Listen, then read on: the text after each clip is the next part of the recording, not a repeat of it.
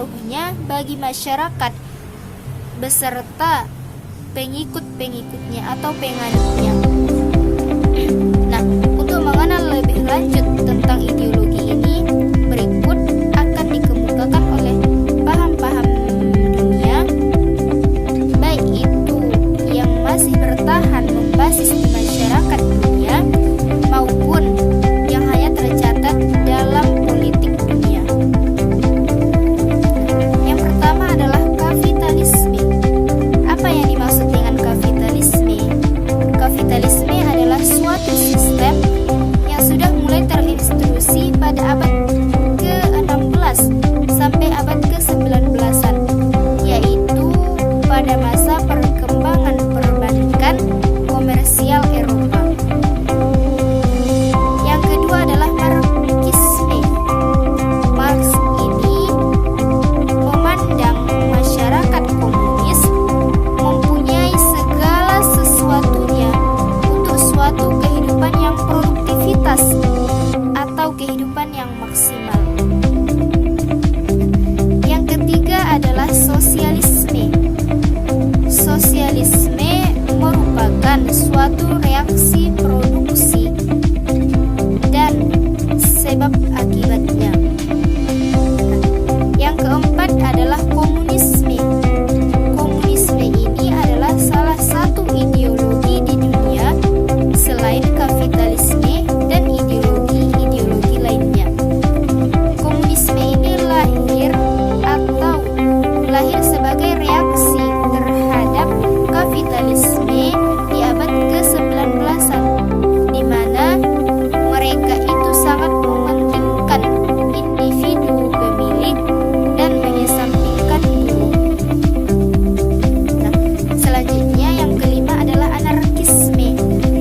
Istilah anarkisme ini berasal dari bahasa Yunani, yaitu anarkos, yang artinya adalah tanpa pemimpin, tanpa penguasa. Selanjutnya adalah fanisme.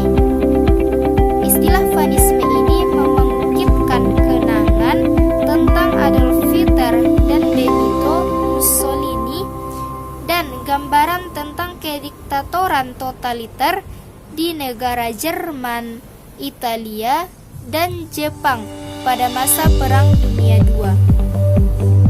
Selanjutnya, yang ketujuh adalah liberalisme.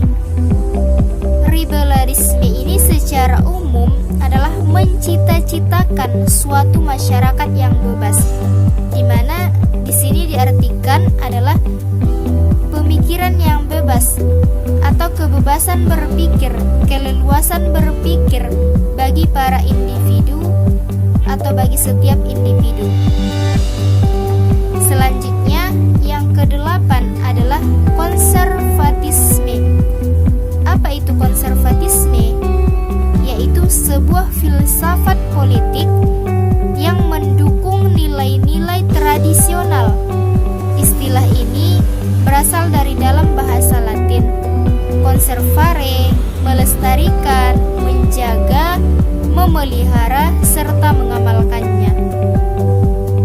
Nah, selanjutnya yang kesembilan adalah individualisme.